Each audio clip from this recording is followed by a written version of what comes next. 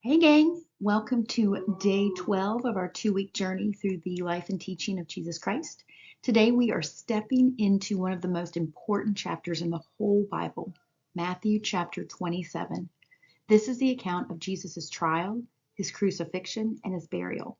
I will go ahead and tell you up front, this chapter feels heavy, and that's okay. It's meant to. We're going to walk through it very slowly, one scene at a time. My hope is that by the end, you do not just know what happened, but you understand why it matters for you personally. So hold on to this one idea as we begin. Everything in this chapter was chosen. Jesus was not a victim caught by surprise. He walked into this on purpose, out of love. All right, let's get into it. Let's get our bearings first. Matthew 27 does not happen in a vacuum. Right before this, Jesus shared the Last Supper with his disciples. They prayed in the Garden of Gethsemane, and he was arrested. Now we are in the final hours of his earthly life. I've broken the chapter into 6 scenes, and they're here on the screen. Judas's remorse, Jesus before Pilate, the crowd choosing Barabbas, the crucifixion, Jesus' death, and the burial. Think of this as our roadmap, each scene building on the one before it. Here is what I want you watching as we go. Notice how many different people encounter Jesus and how differently each one responds. Ask yourself which of them you relate to most. Let's start with the first scene. So we start with Judas, the disciple who betrayed Jesus for 30 pieces of silver. Watch what happens when he sees Jesus condemned. He is crushed with regret. He even tries to give the money back, saying, I have sinned by betraying innocent blood. But here's the tragic part, guys. Judas feels sorry, yet he never turns back to God for forgiveness. His guilt drives him away instead of drawing him near. There is a big difference between worldly regret and true repentance. Regret says, I feel awful about what I did. Repentance says, I'm going to bring this to God and be changed. Here's a question to sit with. When you mess up, do you tend to run from God or to draw near to him? Hold that thought as we move to Jesus standing before Pilate. He stands before Pilate, the Roman governor, the only person with the authority to order an execution. And Pilate asks him point blank, Are you the king of the Jews? And Jesus simply answers, You have said so. Then the religious leaders throw accusation after accusation at him. And here's what's striking. Jesus stays silent. He does not defend himself. Pilate is amazed because nobody acts this calm under that kind of pressure. But Jesus is not trapped. He is in control, choosing not to fight it. Isaiah predicted this centuries earlier, that he would be like a lamb silent before its shearers. As we read, notice the quiet strength here. Silence is not always weakness. Sometimes it is the loudest statement in the room. So this scene is dramatic. There was a custom of releasing one prisoner at the festival, so Pilate gives the crowd a choice, Jesus or Barabbas, a notorious criminal. Stirred up by the leaders, the crowd shouts for Barabbas to go free and for Jesus to be crucified. Pilate literally washes his hands, saying, I am innocent of this man's blood. But you cannot wash your hands of a decision like this. And here's the picture I don't want any of you to miss. A guilty man walks free while an innocent man takes his place.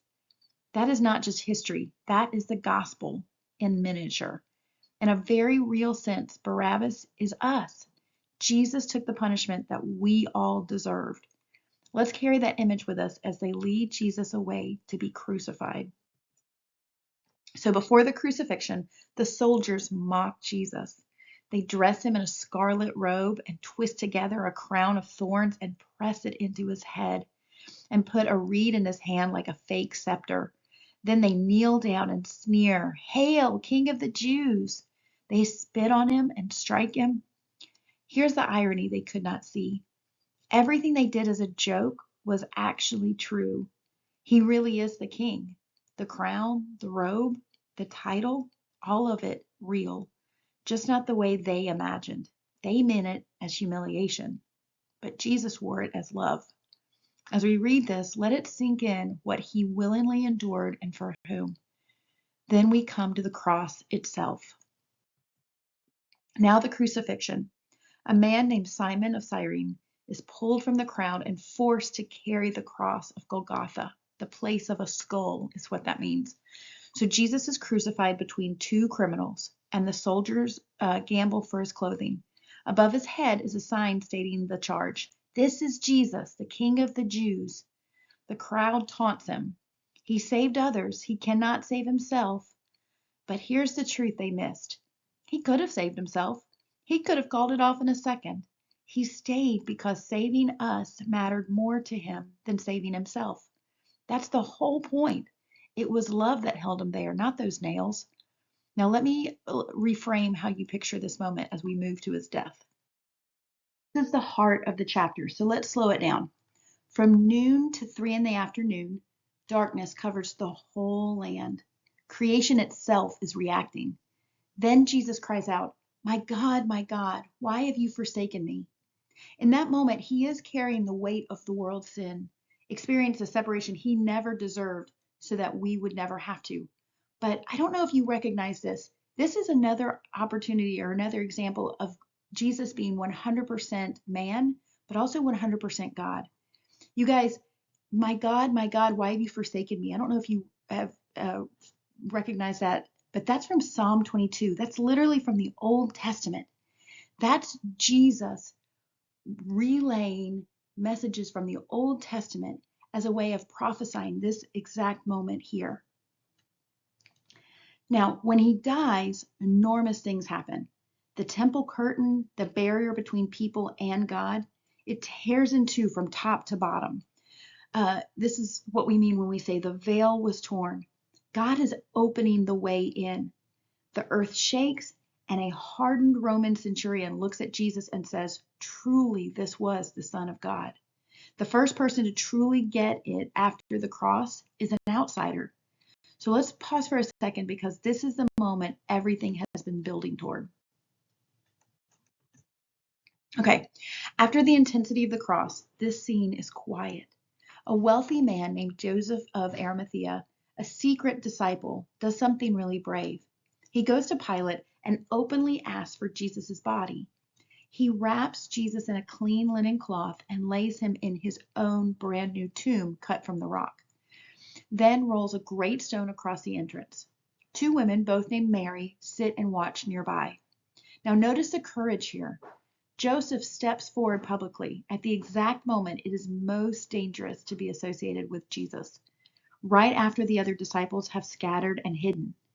Sometimes faith shows up loudest in the hardest moments. Here's a question I want you to ask yourself.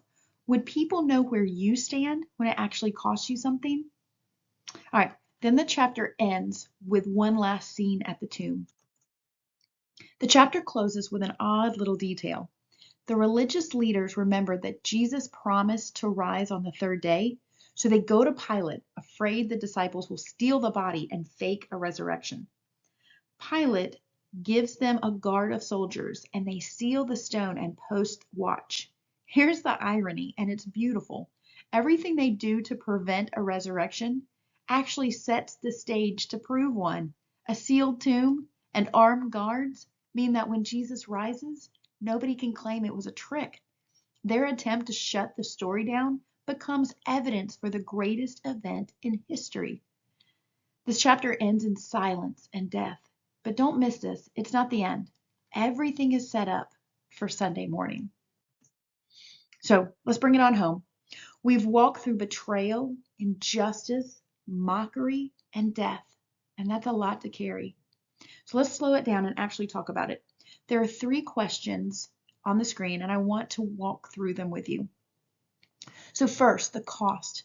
Seeing what Jesus went through, how does that change the way you understand his love for you? Second, the crowd. They chose Barabbas, and we saw how easy it was to get swept along. When is it hardest for you to stand apart from the crowd? And third, the hope. The chapter ends at a sealed tomb, which feels like defeat, but we know Sunday's coming. Why does knowing what happens next change how we read all of this? I want you to take a moment as you're reviewing this. Be honest. And there's really just an opportunity to reflect on this. So thank you for going through Matthew 7 with me today. And that wraps it up for today. But join me tomorrow for day 13, and we'll get into the greatest morning of all. I'll see you then. Take care. Bye.